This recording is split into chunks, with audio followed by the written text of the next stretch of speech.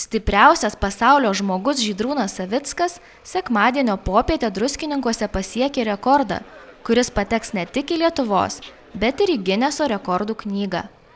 Galiūnas patraukė net 20 standžiaja vilktimi sukabintų automobilių, kurių bendras svoris 27 513 kg.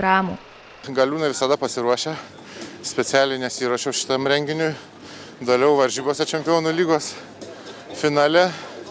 Tai ten buvo labai sunkus vilkikas, tai vienintelis finišavau iki galo, tai buvo puikiai treniruotė. 12 patempiau, buvo labai sunku, tai kadangi įkalnė yra ir vairai susiskersavo dar kai kurių mašinų, tai dabar bandysim kokį 16-18 antrą, nes yra ką veikti. Viskas priklauso nuo kelio dangos, šiaip oras tai puikus, žmonės palaiko, tai bet jau su 12 buvo sunku, tai 30 šiandien nepatrauksim kitais metais. Bet pabandysim kuo daugiau. Pirmojų bandymų Žydrūnas patraukė 12 automobilių.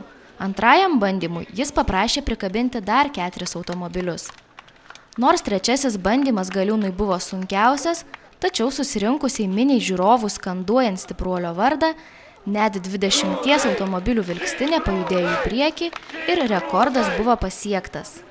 Šis įspūdingas Lietuvos Galiūno Žydrūno Savicko rekordas vainikavo sekmadienio popietę pasibaigusią tradicinio konkurso Metų automobilis 2013 bandymų stovyklą. Priešais Druskininkų Reginos viešbutį, kuris jau kelis metus yra nepakeičiama bandymų stovyklos bazė, kitas šalies stipruolis Vidas Blekaitis taip pat išbandė savo jėgas.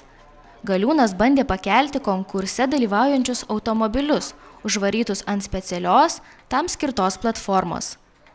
Jam pavyko pakelti net 1661 kg sveriantį Citroën DS5.